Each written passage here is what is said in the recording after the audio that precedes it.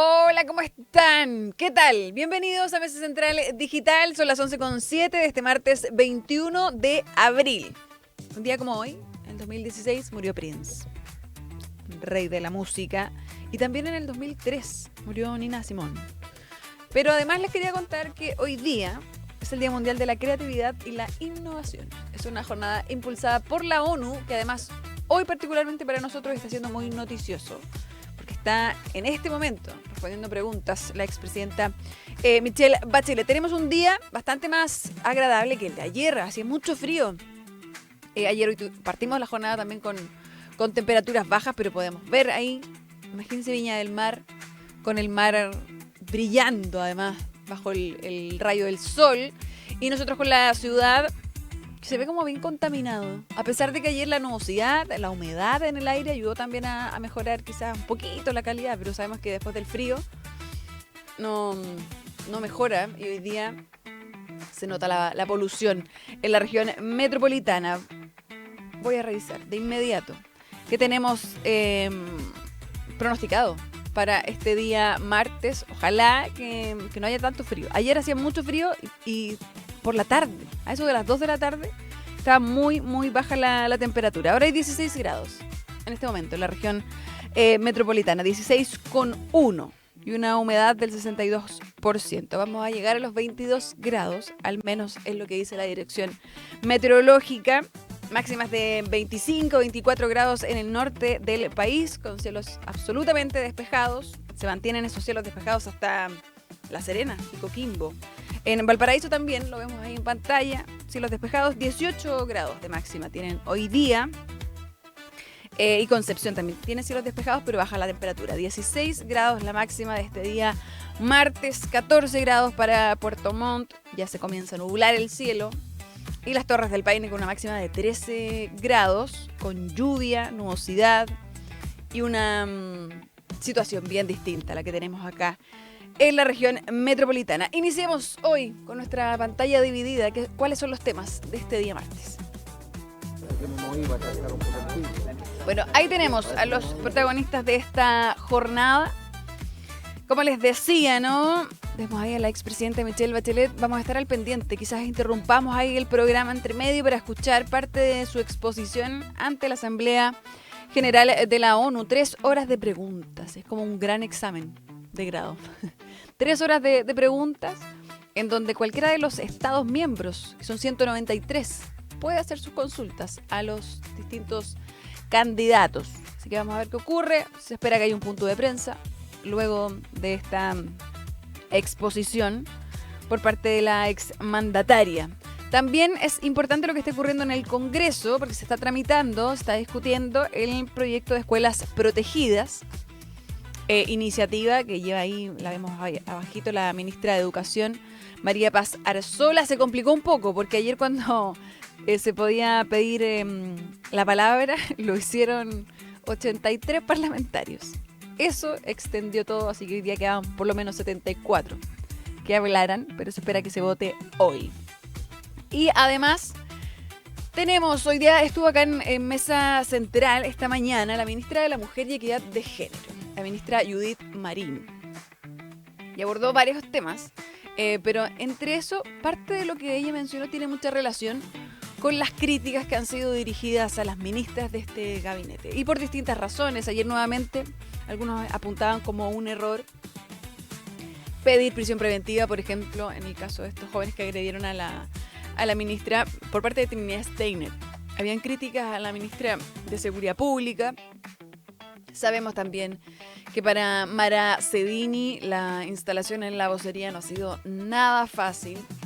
Y también vimos a la ministra Judith Marín recibir críticas a propósito del despido, ¿no? De una funcionaria que sabemos que está pausado, pero una funcionaria con cáncer y con un diagnóstico bien difícil. Entonces, vamos a abordar eso. Esta mañana estaba en Los Columnistas, junto a Iván Valenzuela, Isabel Pla y también Tatiana Clima. Y de hecho ambas apuntaron a eso, a las críticas que han sido apuntadas hacia las ministras de este gabinete. Así que de eso vamos a estar hablando hoy, 11:12. Partimos con el primer tema.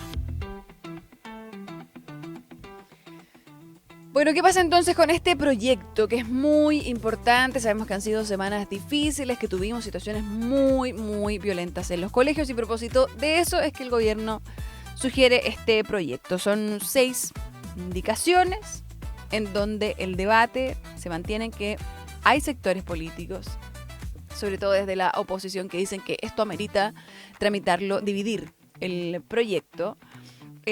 Ya hay muchos nudos en la discusión en torno a la revisión de las mochilas, en torno también a esto de quitar la gratuidad o no permitir que accedan a la gratuidad personas que han sido condenadas por hechos de violencia, en torno a los establecimientos educacionales.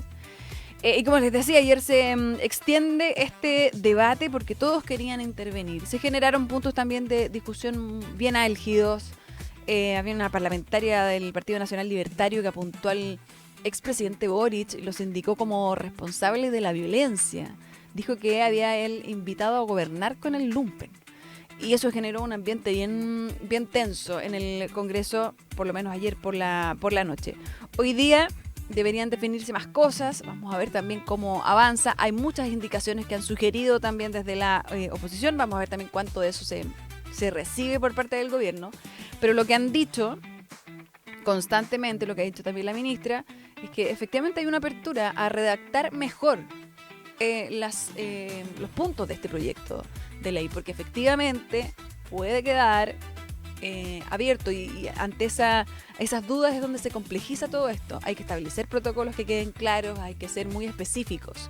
Dicen algunos, y eso ha sido bien recibido. He escuchado varias veces a la ministra en sus presentaciones en el Congreso con los parlamentarios decir, estamos abiertos a escuchar esas sugerencias porque reconoció que para ellos también fue muy difícil poder redactar el proyecto. Vamos a revisar lo que hay en torno a este debate, lo que deberíamos estar viendo hoy también.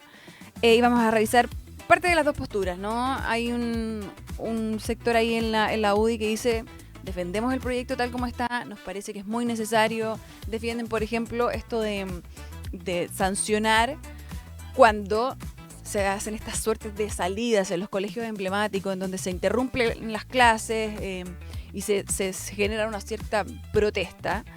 Algunos decían, ¿por qué? Si la protesta igual es legítima, habría que hacer la separación de cuando a lo mejor se decide a través de una asamblea al interior de un establecimiento, decir, hoy día paralizamos.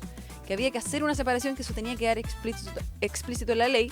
Desde la UDI dicen, no nos parece, porque interrumpir, aunque sea a través de un sistema que puede considerarse legítimo, interrumpir las clases y el derecho a educarse de algunos no corresponde. Entonces hay un debate importante, lo defienden desde la UDI, desde la oposición dicen que es importante la separación, y hay quienes insisten también, sobre todo en el Partido Socialista, de que hay puntos que delimitar y hay cosas que separar en el proyecto. Escuchemos parte de ese debate, las posturas ahí desde la UDI y también desde el Partido Socialista.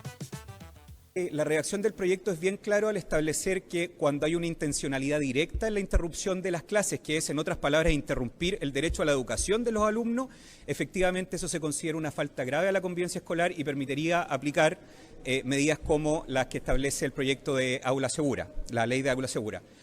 En cuanto a lo que usted dice, que es justamente que por decisiones de organismos internos de los estudiantes, porque aquí el proyecto restringe actividades que interrumpan las clases organizadas por los estudiantes, como una marcha. No olvidemos que por muy democrática que sea definida esa marcha o ese paro y esa marcha está afectando el derecho de los estudiantes que sí quieren seguir teniendo clases, que sí quieren ir al colegio a cumplir el rol primordial de su colegio, que es estudiar.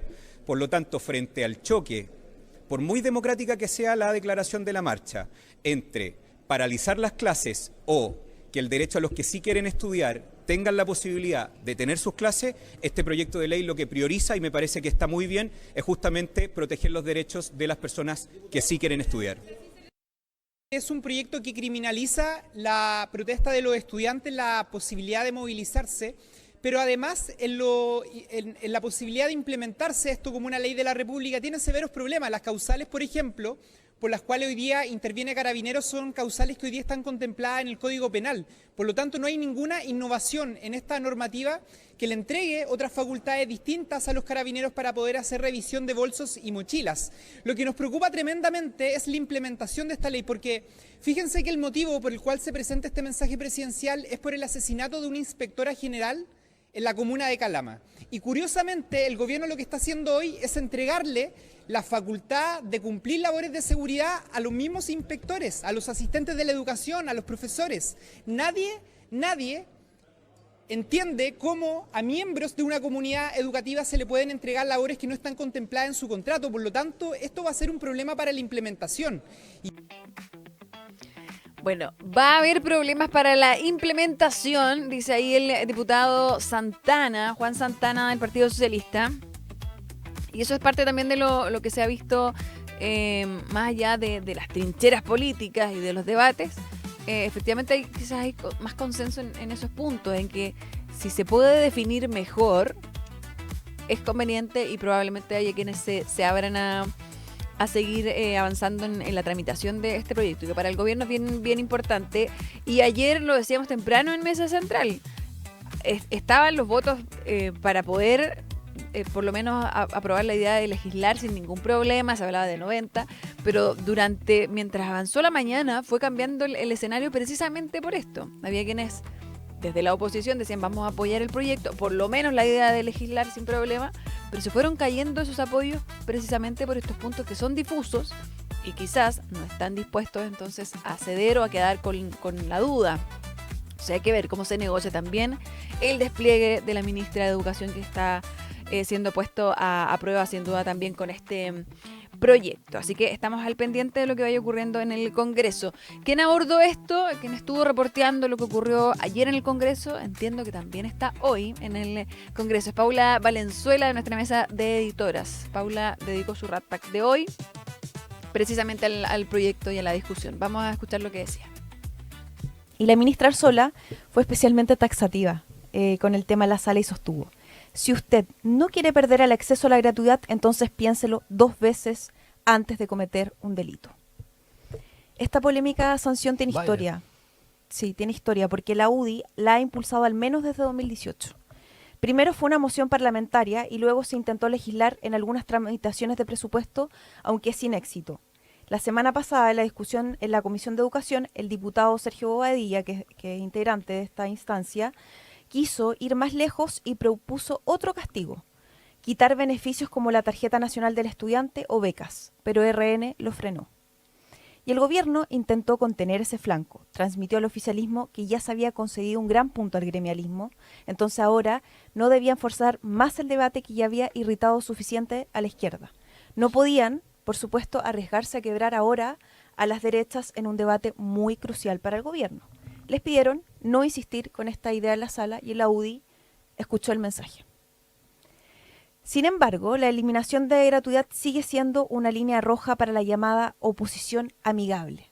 ¿Han escuchado ese concepto? Es decir, para el PPD, la DC y buena parte del PDG. Oposición amigable. Claro, han sido nombrados en más de una tramitación. Lo mismo pasa con la mega reforma, ¿no? Lo necesarios que son los votos del Partido de la Gente, que se está llano a conversar, a escuchar, y también esos descuelgues importantes en el PPD y en la DC. Vamos a seguir avanzando y ahora vamos a hablar, vamos en realidad a seguir hablando de seguridad, pero desde otro punto de vista, con otro caso también muy importante. Lo mencionábamos al inicio, la agresión a la ministra Jimena Lincolao, y ayer se detiene, ¿no? Y de hecho se formaliza a quienes son sindicados como responsables en parte de esta agresión. Son 3 estudiantes de la Universidad Austral, 2 hombres, una mujer. Aquí tenía los nombres. Pablo Vázquez, Joaquín Monge y María Jesús Madariaga. Son los 3 imputados por agredir entonces a la ministra. Y ayer temprano, apenas conocimos la información de estos 3 detenidos, de que se habían concretado las detenciones, que se emiten las órdenes, que se llega a las casas de estos jóvenes, apareció de inmediato la declaración de la ministra de Seguridad Pública. Ayer se la mostramos, pero veámosla de nuevo porque ha habido harto debate en torno a esta declaración de la ministra. Quiero reconocer el trabajo de Policía e Investigaciones de Chile junto al Ministerio Público, quienes luego de distintas diligencias de investigación lograron identificar y detener a los autores de este grave hecho, que es la violencia ejercida respecto de una ministra de Estado. Como gobierno estamos conscientes de que las manifestaciones pacíficas son un derecho, pero bajo ningún punto de vista se puede aceptar que éstas sean ejercidas a través de la violencia. La violencia nunca es aceptable bajo ningún punto de vista y cualquiera sea la demanda. Son 3 personas las responsables identificadas como autores de estos hechos, 2 hombres y una mujer. Hace presente que el Ministerio de Seguridad interpuso la querella. Vamos a ser partes y concurrir a la audiencia el día de hoy a fin de solicitar las medidas cautelares más gravosas, porque no hay causa justa que justifique la violencia. Las medidas cautelares más gravosas, dijo Trinidad Steiner ayer. Y llamó la atención. ¿Por qué? Porque la medida cautelar más gravosa en Chile, en nuestro país, en nuestra legislación, es la prisión preventiva. Ahora, la prisión preventiva depende de varios factores. Depende de, el riesgo que pueda tener el que está, por ejemplo, el riesgo de fuga. Es un antecedente muy importante para una prisión preventiva. También tiene que ver, y hay que ir compensando qué pasa con el tipo de delito que se les imputa, que en este caso es una agresión a la autoridad, un atentado en contra de la autoridad. Entonces depende del delito, depende de las condiciones, depende también de la calidad, ellos están en calidad de autor de este delito, depende también de los antecedentes previos, y eso es muy relevante. Si estas personas tenían antecedentes previos, y como les decía, la configuración en sí de ese delito. Entonces, para muchos llamó la atención porque dicen es muy poco probable que queden en prisión preventiva. Y así ocurrió. No quedaron en prisión preventiva y además en la audiencia, el juez a cargo, el juez de garantía, que es Pablo Yáñez, fue bastante duro con el querellante, que en este caso, como dice bien la ministra, es el Ministerio de Seguridad Pública. Dijo en medio de la audiencia, dice, no puedo decretar la prisión preventiva, dice el juez, por más que la parte querellante haga ciencia ficción. Así definió la postura de la ministra. Dice, lo digo con mucho respeto y no con ánimo de polemizar, pero finalmente genera una polémica sobre también, el querellante decía, podemos quizás también apuntar a otro tipo de delito, el delito de incluir en todo esto el delito de secuestro. Recordemos que la ministra Lincolado dijo que ella estuvo retenida al interior de este auditorio en la Universidad Austral por más de 2 horas. Y ahí también es más duro el juez nuevamente porque dice, no está ese antecedente no está en la carpeta. Yo acá estoy definiendo en torno a el delito de atentado en contra de la autoridad. Si el querellante quería hablar sobre eso, tenía que adjuntar los antecedentes, hacer una petición formal. Eso no está y por eso es tan duro y habla entonces de ciencia ficción. Hay quienes les llama la atención porque además es una ministra que es una exfiscal, que tiene experiencia también en esto.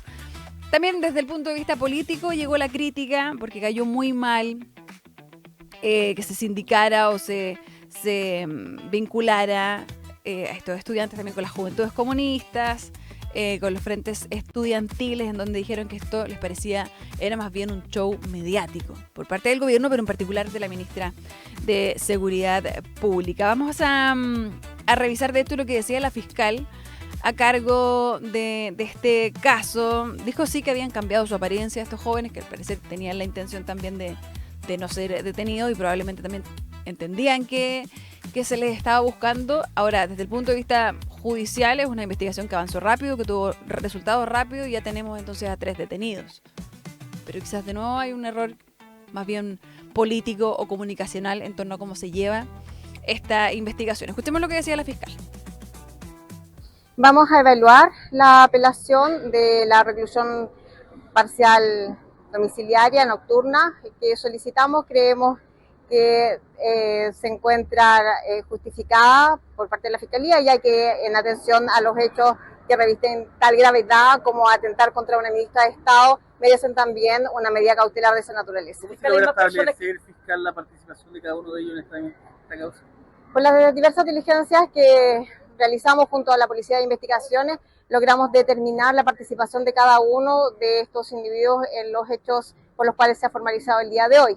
Sin duda, aún existen diligencias pendientes que la Fiscalía ha ordenado realizar a la policía. ¿Hay más personas investigadas, fiscal? ¿Habrá nuevas detenciones? No podemos señalarlo porque obviamente queremos que esta investigación sea un éxito. ¿Ellos cambiaron su apariencia? Ellos el día de hoy se pudieron apreciar físicamente, morfológicamente de una forma distinta como lo pudimos apreciar en el día de los hechos. Bueno, ahí estaba entonces, parte también de la declaración de la fiscal. Ahora, no se niegan desde la fiscalía a volver a revisar, de quizás tener una apelación respecto de la medida cautelar en contra de estos jóvenes, porque lo que quedó no fue en una prisión preventiva, sino que en una firma mensual y la prohibición de acercarse acá a la ministra de Ciencia. Eso es lo que se determinó, además de 120 días para esta investigación. Así que nos vamos a quedar al pendiente de cómo resulta, si se busca también perseguir otro delito, otro tipo de delito. Hay expertos que dicen igual es difícil que sea el delito de secuestro, pero quizás podría haber otra configuración, pero que habrá que buscar y que habrá que llegar con eso a una audiencia, que era lo que defendía entonces el juez de garantía. No estaban los antecedentes que quizás se pedían en la misma carpeta. Vamos a escuchar, les decía, esta mañana estuvo acá en Mesa Central la ministra de la Mujer y Equidad de Género, que habló también de este hecho en particular. Fue consultada por Iván Valenzuela en esa conversación, nuevamente sobre su perspectiva, sobre la igualdad. Hay palabras que no menciona, como el feminismo. Y en esa conversación dijo que su foco o su chapa es trabajar por todas las mujeres del país, así definió, y que el foco va a estar en el empleo femenino. Insistía en eso.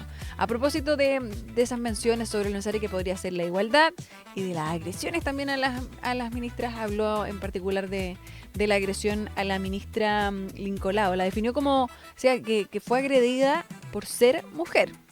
Que no es menor también el antecedente que entrega la ministra Marín. Escuchemos lo que decía. Nosotros nos hemos trazado va en el sentido de la realidad y de las urgencias que las mujeres nos han señalado y no de ningún tipo de ideología.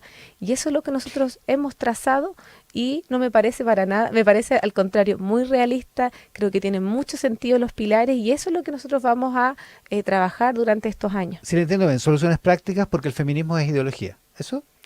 Hay muchas personas, cada gobierno puede trazar y quizás adoptar la consigna que busque. El gobierno anterior se consignó feminista y en todo su derecho está bien que cada uno tome la urgencia o la prioridad que guste.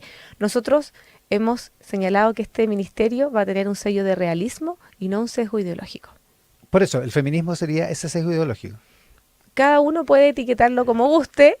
¿De qué no le gusta mencionar la palabra? Yo lo que estoy señalando es que mi gestión va a tener este sello: empleo, seguridad para las mujeres y el ámbito social. A propósito de empleo, ¿va a convencer al presidente y al ministro del Trabajo para que apoyen el proyecto de Sala Cuna?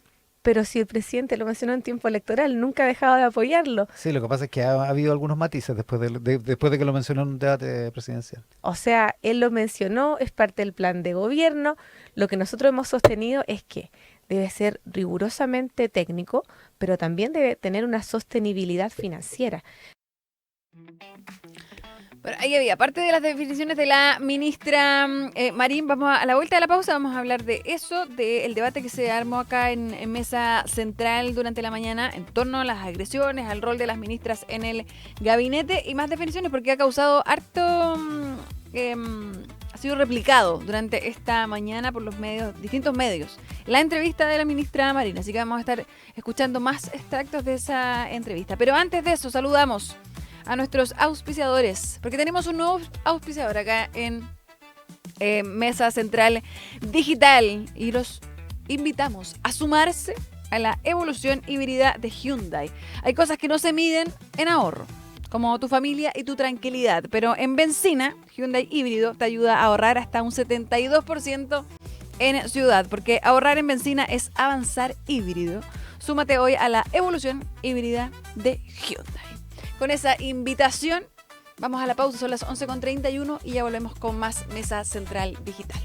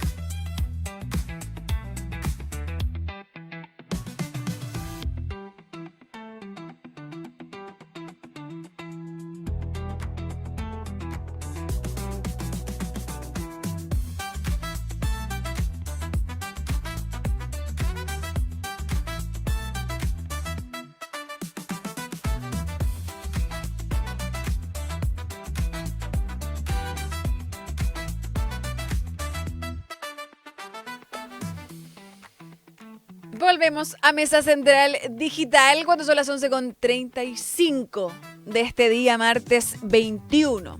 Y tenemos la pantalla dividida porque vamos a seguir avanzando en los temas de este día martes con estas críticas, ¿no?, a las ministras. Durante esta mañana hablábamos con Iván, durante lo más importante, del flanco, por ejemplo, que queda en evidencia en la tramitación, en el despliegue que ha hecho el gobierno en torno al proyecto, a la reforma, mega reforma, proyecto misceláneo, en donde se han tenido que desplegar el ministro del Interior, Claudio Alvarado, el ministro de Hacienda en menor medida, pero está Jorge Quirós, el ministro secretario general de la Presidencia, José García Ruminot. Pero claro, acá habría un rol importante que debería ser el de la vocera de gobierno, y no ha estado tan presente en esa discusión. Ayer tuvo una reunión, recibió la presidenta del Senado, Paulina Núñez, pero ha sido una instalación muy, muy difícil para Mara Cedini. Ha estado también en programas de humor, la han imitado en más de una oportunidad. Tuvo el impasse, por ejemplo, sobre Magallanes, donde no supo cómo responder a esa pregunta. Ha sido difícil, sin duda, para la vocera, y entonces es evidente que están jugando como con uno menos. Así lo definíamos durante la mañana en Mesa Central. Entonces está ese flanco con la vocera, está lo que comentábamos hace un rato de este error, o entre comillas, error de Trinidad Steiner en torno también a esta formalización de los jóvenes detenidos, y lo que pasó también, por supuesto, anteriormente con la PDI. el error o cómo también se maneja el despido en el Ministerio de la Mujer por parte ahí de la ministra que lo abordó esta mañana acá en Mesa Central, Judith Marín. Entonces, lo que ha ido ocurriendo.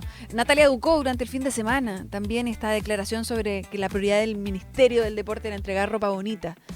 Entonces ha sido difícil, pero esta mañana fue tema para también nuestras columnistas, para Tatiana Clima, para Isabel Pla. El rol, las críticas, todo lo que se ha hablado en torno a ellas. También hay quienes dicen hay mucha misoginia, se les exige más o no. Bueno, lo abordaron esta mañana. Escuchemos lo que decían. Siempre el objetivo de fondo, y es un objetivo incluso inconsciente, ¿cierto? Que a lo mejor pocos son capaces de explicitarlo.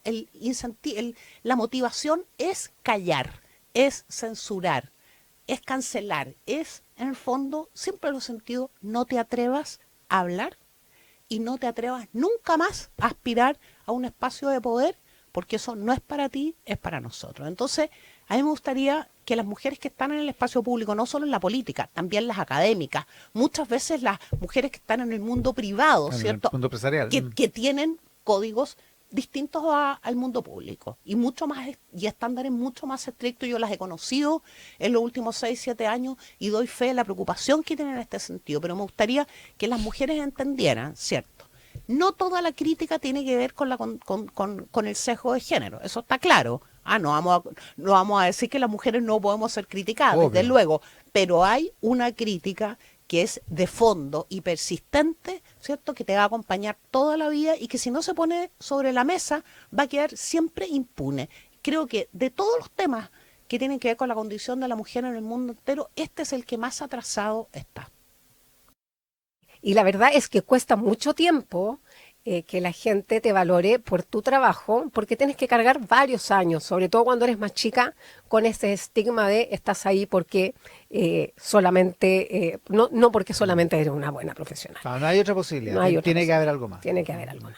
Y normalmente es muy turbio ese algo más, ¿no? Ese algo más, claro. Entonces, yo aquí, haciendo un enlace con mi joyita de la semana pasada, en el que dije que me había abstenido de criticar a la ministra vocera por su rol como vocera, quiero hoy día solamente empatizar con la vocera y señalar que esperaría yo de este gobierno, lo he visto de la ex ministra Orellana, lo he visto no tanto como de otras personas del Frente Amplio que se han mostrado sororas en otras condiciones. Me gustaría ver un reproche más amplio, más duro y más tajante a este tipo de cosas que claramente son inaceptables. Bueno, son inaceptables, decían. Claro, muchas de las críticas a veces también se basan en otro tipo de cosas cuando se trata de las mujeres, de cómo se ven, de cómo se expresan. Incluso va mucho más allá del trabajo en sí que puedan estar desempeñando. Fue tema entonces esta mañana. Y como les decía, estuvo acá la ministra de la Mujer y Equidad de Género, que un poco rehuyó a hablar de ese tema. Pero sí, como les decía, definió el ataque a la ministra Lincoln Lao, que decía, la atacan por ser mujer. Pero también habló y confirmó que va a llegar el recorte del 3% en el Ministerio de la Mujer y Equidad de Género. Este mandato que se había hecho al inicio de este gobierno, ¿no? Para todos los ministros. Y dijo, llegamos a esa meta. Y lo recogía en la tercera esta mañana. Hay varias de las declaraciones de la ministra acá en Mesa Central que están causando y están siendo noticia. Pero vamos a hablar respecto de Prodemu. Sabemos que había también había polémica en torno a los dineros que ahí faltaban, al mal manejo, y si esto tenía o no relación también con la salida de Priscila Carrasco desde la dirección ahí del servicio de la mujer. La ministra dice que corren por líneas distintas y que finalmente el despido tiene todo que ver con confianza, pero que lo que respecta a Prodemu tiene otra línea. Sí dijo que tuvieron que recurrir a la Contraloría para poder esclarecer ciertos puntos, pero que se solucionó, que habían tenido problemas incluso para pagar sueldos instalándose en el ministerio, pero que va por buen camino, es el balance y lo que aclara la ministra. Escuchemos lo que decía. estamos heredando una situación de Prodemu que es muy desfavorable, que contempla un déficit de 1.500 millones. Esto es un déficit estructural que se arrastra y se incrementa desde el año 2023 a la fecha, y eso contempla traspasos de recursos desde el Ministerio, a través del Servicio Nacional de la Mujer, hacia una entidad que no contaba con sus rendiciones al día, pero son dos temas que corren por carriles distintos. O sea, no tienen que ver esto con la destitución de la funcionaria, digamos, de la directora del Servicio Nacional de la Mujer. El motivo es confianza y buena continuidad del servicio. Ya, por eso, ¿suena injusto que se le culpe de esto? Insisto, son dos temas distintos. Ahora bien, que se continúe transfiriendo recursos, más allá de quien sea, creo que también es algo que uno tiene que analizar. Es una equivocación. Nosotros concurrimos a Contraloría porque había existía hasta el 2 de abril una imposibilidad de poder transferir los recursos a Prodemu. Eso incluso mantuvo a los funcionarios sin el pago de sus remuneraciones unos días, que para nosotros fue un hecho lamentable. Eso se suma a todas las dificultades de la instalación que hemos tenido, pero concurrimos a Contraloría para ver cómo lo solucionábamos. Si no, ¿y desde el punto de vista operativo se solucionó? Sí. Contraloría emitió un dictamen, eso nos fijó algunos lineamientos y que por supuesto Prodemu a través de su directorio tiene asuntos que solucionar, y especialmente en relación con los trabajadores. Ya, hay asuntos que solucionar respecto de Prodemu, pero por lo menos se pudo avanzar en este pago de los sueldos, que era algo que preocupaba, decía la ministra. Ahora, sobre el reajuste de este 3%, dice que llega, que costó, pero que llega y que va a cumplir con ese recorte, pero que no va a afectar en ninguno de los programas que van dirigidos directamente hacia las mujeres, que el recorte va a estar más bien centrado en cosas administrativas, en recursos de otro tipo, pero no en poner riesgo entonces a programas que ella considera son importantes. De hecho, partió diciendo que ella defiende mucho el trabajo en terreno y que eso ha estado haciendo durante el último tiempo. Sobre las críticas en este despido, ¿no?, a esta funcionaria en medio de un tratamiento con cáncer.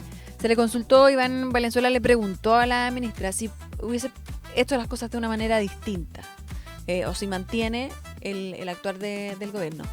Hace el mea culpa, pero dice, esto tiene todo que ver con confianza, más allá de la situación médica o de todo lo que conocimos después. Escuchemos lo que decía. Nuestra decisión nunca se basó en materias personales, en materias privadas o de salud de la funcionaria. En nuestro argumento, nuestro concepto es una materia de confianza y de buena continuidad del servicio. Así que es un poco el argumento y también el motivo de nuestra decisión. Sí, se lo pregunto porque efectivamente de alguna manera le complicó la instalación, digamos, porque esto fue muy, muy temprano en el gobierno. Si pudiera hacerlo de nuevo, ¿lo haría de otra manera? Las cosas siempre se pueden hacer mejor, o sea, eso es sin duda. Sin embargo, no es un motivo para nosotros algo personal, una arista mucho menos de salud de la funcionaria, es confianza y buena continuidad del servicio. O sea, se podrían hacer mejor, pero el resultado sería el mismo. ¿Eso es lo que quiere decir? ¿Si lo entiendo bien? Lo que quiero decir es que uno recibe todo tipo de sugerencias, sin embargo, la decisión es por materia de confianza y de buena continuidad de nuestro servicio. ¿Había algún cierto escozor en la propia funcionaria, pero también en parte de la oposición? Porque de alguna manera se insinuó, desde el gobierno, no usted, pero desde el gobierno se insinuó que había algún tipo de manejo económico por este asunto del desfinanciamiento del Prodemu y que ella sería responsable de esto. Nosotros no podemos hacernos cargo de ningún tipo de especulaciones. Bueno, ahí estaba entonces la ministra de la Mujer y Equidad de Género, Judith Marín. La entrevista completa está en Spotify, está acá también en nuestro canal de YouTube. Así que la pueden revisar. Están interesantes las definiciones de la ministra en una cartera que es sin duda importante. Y vamos a cambiar de tema, vamos a ir al último tema. En realidad tenemos más temas, pero el último gran bloque es protagonista de esta jornada, Michelle Bachelet, la expresidenta, porque ya lleva prácticamente la mitad del tiempo, ¿no? Son un cuarto para las 12. A las 10 de la mañana no tenemos cambio de hora con Nueva York, entonces estamos al mismo horario. Y desde las 10 de la mañana que está sometida a estas preguntas, ¿no?, de los 193 estados miembros de la Asamblea de Naciones Unidas. Están también presentes en esta instancia los otros candidatos. Rafael Grossi, que es el candidato argentino, Rebeca Greenspan y el expresidente también de Senegal, Macky Sall. Así que están todos sometidos a estas preguntas. Se lleva preparando un tiempo la expresidenta. Llegó el 15 de abril hasta Nueva York y lo primero que hizo fue juntarse con los embajadores de Brasil y México, Paulo Pacheco y Héctor Vasconcelos, para ir cuadrando esto de, bueno, estudiar, prepararse, tomar ciertas definiciones. Ayer, de hecho, se tomó toda la tarde libre, pero durante la mañana siguió también con agenda. Y desde acá, Heraldo Muñoz, que ha estado también un poco cuadrando el apoyo de ex cancilleres a esta candidatura, están también siguiendo de cerca el despliegue, y desde la oposición han salido también a defender esta candidatura, las posibilidades. Ayer aquí estuvo Janet Jara en mesa central durante la mañana y de hecho se atrevió a apostar que ganaba Michelle Bachelet, que se quedaba con este puesto en la ONU. Y sabemos que, claro, sería un escenario incómodo para el actual gobierno, que le quitó el apoyo. Decían algunos personeros, por ejemplo, Bárbara Figueroa del Partido Comunista decía: no nos sorprenden los resquemores que puedan tener respecto a la candidatura de la expresidenta Michelle Bachelet, porque efectivamente es una voz que habla desde la región, una región de paz. Esto a propósito del posible veto que podía poner Estados Unidos. Dice: nuestra aspiración es que este debate se dé con altura de miras y ojalá la disposición de los partidos y de quienes hoy día se pronuncian a nivel nacional no esté supeditada a la sumisión a Estados Unidos. Dice Bárbara Figueroa. Johannes Kaiser del Partido Nacional Libertario ayer decía que le parecía que era contraproducente mantener una candidatura cuando no había el apoyo por parte del gobierno. Y hace unos minutos hablaba desde La Moneda el canciller Francisco Pérez Maquenas, que insiste en que esto, más allá del punto político, el retiro del apoyo es porque ven que básicamente no le va a ir bien, que no ven futuro en la candidatura, que no tiene posibilidades de ganar. Esa es un poco la declaración, parafraseando, que da el canciller esta mañana. ¿Tenemos posibilidad? ¿Habrá algo ahí ocurriendo en vivo desde la asamblea? Ahí está. Vamos a ver si podemos voy a hablar en inglés. Escuchar un poquito del ambiente.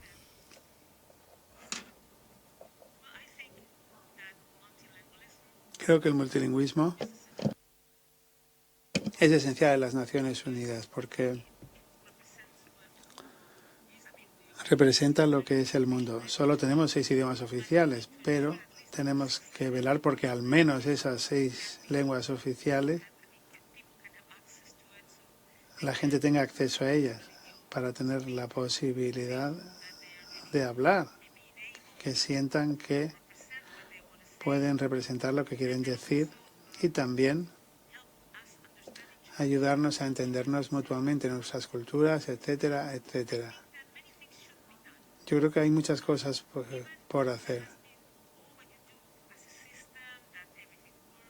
Todo lo que se hace como sistema para que todo funcione. ONU 80 no debe disminuir la financiación de todo esto para garantizar el multilingüismo. Debemos contar con traductores, con intérpretes. Pero ahí estaba entonces parte de lo que está ocurriendo ahora en vivo desde en Nueva York, con esa barrera ahí del lenguaje, porque está hablando en español, entiendo, la expresidenta. Pero está nuevamente traducido. Pero se entiende que esto es una instancia que está siendo transmitida para el resto del mundo y todos los Estados miembros, ¿no?, de Naciones Unidas. Así que vamos a ver qué ocurre. Y como les decía, se espera que haya un punto de prensa después de terminadas estas 3 horas de cuestionario a la expresidenta Michelle Bachelet, y vamos a ver también cuál es la reacción. Como les decía, acá estuvo Janet Jara y defendió esta candidatura y ha sido bien protagonista esta radio, que hoy día además cumple 11 años. No lo había dicho. Mesa Central Digital, el equipo de Mesa Central Digital está muy contento por estos 11 años de Tele 13 Radio. Y como les decía, hemos estado siendo protagonistas, no solo por cumplir años, también en medio del debate. Porque ayer, dentro de lo que mencionó Janet Jara, además de su apoyo a Michelle Bachelet, está en torno a la mega reforma del gobierno. Y ella dijo que como exministra no le parece negarse a una discusión. Entonces que ella aprobaría la idea de legislar en la mega reforma, pero que no le parece, dijo que había mucha nostalgia pinochetista en torno a esa reforma, que se estaba tratando de volver a cosas que existían durante la dictadura, etc. Y luego de esa entrevista con Janet Jara estuvo acá también Carolina Toá, que es parte de nuestros columnistas. Y se le preguntó qué le parecía esa postura, y ella dijo que un poco defendía la idea de votar en contra de... O sea, ni siquiera estar abierto a la idea de legislar. Porque dijo que este era un proyecto que no tenía mucha apertura y que por lo tanto era válido. Entonces lo que se generó es un poco de división a nivel de la oposición para ver cuál va a ser realmente la decisión que se tome. Si se logra actuar efectivamente en bloque o va a haber descuelgues y cómo van a abordar esta reforma que se sigue atrasando. Se hablaba de hoy día, en algún momento muy fija la jornada para que ingresara al Congreso la mega reforma. No fue así, se descartó temprano. Se hablaba de mañana y ahora podría quedar incluso para mayo la entrada del proyecto, para tener en detalle qué es lo que presenta el gobierno de José Antonio Kast. Entonces ha sido interesante. Vamos a ver qué ocurre, quiénes se cuadran, pero hay incluso la jefa de bancada ahí del Partido Comunista. Decía que ella puede tener desacuerdo con lo que plantean sus candidatos. O sea, que para ellos también es válido el negarse a la discusión. Pero Janet Jara hablaba un poco también como exministra. Dijo que que fue difícil, que ella estuvo en ese lugar y en esa posición, y que no le parece tan legítimo el cerrarse a cualquier tipo de debate. Vamos a ver qué decide entonces en torno a esta mega reforma la oposición, mientras el oficialismo ha estado en un despliegue muy importante, como decíamos al inicio, para poder sacarlo adelante. Ayer tuvieron 2 reuniones con el Partido de la Gente. Están tratando de escuchar y quizás de ir tratando de convencer, de buscar discolaje para lograr mayor apoyo y una votación que les permita avanzar desde la Cámara de Diputadas y Diputados hasta el Senado. Dicho esto, vamos ahora a lo de Codelco, porque había un tema también importante. Si esta separación ahí entre Janet Jara y Carolina Toá puede ser tensa, pero amigable, donde parece que no había mucha amistad, era en esta reunión que están viendo ahí en las imágenes. Esta junta de accionistas de Codelco, en donde Máximo Pacheco hizo un análisis, ¿no?, de su mandato a cargo de Codelco. Dijo que fue muy enfático en decir que Codelco no está en crisis. Y tenemos a los ministros, al ministro Daniel Mas y al ministro de Hacienda Jorge Quirós, en donde partió Jorge Quirós diciendo no hay ninguna crítica. La administración no se hace ninguna crítica de nada, comparte este autoelogio. O sea, al parecer no cayó muy bien. Y fue bien tensa la jornada. Hoy día los diarios traían ahí las fotografías también de ese encuentro. Porque hecha la presentación y estas interpelaciones cruzadas, Máximo Pacheco llegó a acercarse a conversar ahí con los ministros en una postura bien desafiante sobre una mesa. Y el DF de hecho tenía la fotografía resultado de ese momento. Esta mañana en nuestra mesa de editoras, Marilyn Luders abordó esta junta de accionistas, lo que surge de esta instancia de ayer lunes. Escuchemos lo que decía la reflexión y el reporteo. Esta administración, la suya, según Pacheco, estabilizó a Codelco, empresa que hoy no está en crisis según él, gracias a la actual gestión. Generalmente en la Junta de Accionistas se revisa lo que pasó el año anterior. Eso es como lo habitual, lo normal, digamos. Pero en este caso, el equipo de Máximo Pacheco optó por hacer una PPT donde el punto de comparación eran los últimos 4 años. O sea, ese fue como un poco su relato. Que es todo su periodo, digamos, ¿no? Es todo su periodo. Parecía como dio como un relato de lo que había sido su gestión, más que lo que había pasado en Codelco, que además fue un año bien noticioso por lo demás este año en Codelco en términos de alianzas, de que se confirmó Novandino, etcétera. Los ministros lo escucharon serios. Los directores, algunos tenían cara un poquito incómoda en algún minuto. Cuando terminó, los ministros pidieron inmediatamente la palabra. Y ahí vino la frase que desde ayer hemos venido escuchando, digamos, fuertemente. No hay ninguna crítica. La administración no se hace ninguna crítica de nada. ¿Comparte este autoelogio el directorio? Eso fue lo que preguntó el ministro Quirós en su primera pregunta. A Pacheco no se le movió ni una ceja. Muy tranquilo, le dijo que sabían tener conversaciones difíciles y después nuevamente, repito tranquilo porque no encontró otra palabra, reconoció que quizá habían pecado de voluntarismo de llevar 4 megaproyectos de forma simultánea y que eran una empresa lenta para tomar decisiones. No es buena idea ser soberbio, remató. Un poco más tarde...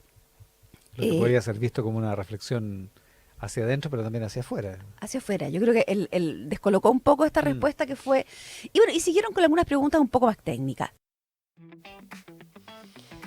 Bueno, ahí estaba entonces parte de ese momento y lo que dejó el análisis que hacían desde Codelco. Vamos a ir a la pausa, pero antes de eso, saludamos a Discobolo. Certificaciones digitales e inteligentes. Discobolo está transformando la forma de certificar logros con credenciales digitales inteligentes, seguras y verificables en tiempo real. Una solución que no solo reduce fraudes, sino que convierte cada certificación en una herramienta activa de visibilidad y valor profesional. Discobolo, muchas gracias por estar con nosotros. Vamos a la pausa y ya volvemos con el bloque digital. Hagan Mesa Central Digital.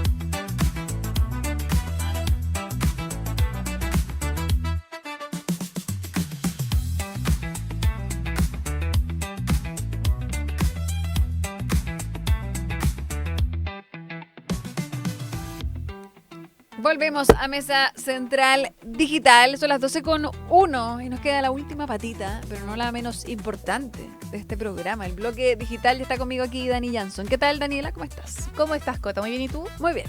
Qué bueno. Mira, te traigo en este martes 21 de abril 2 noticias que están marcando en redes sociales.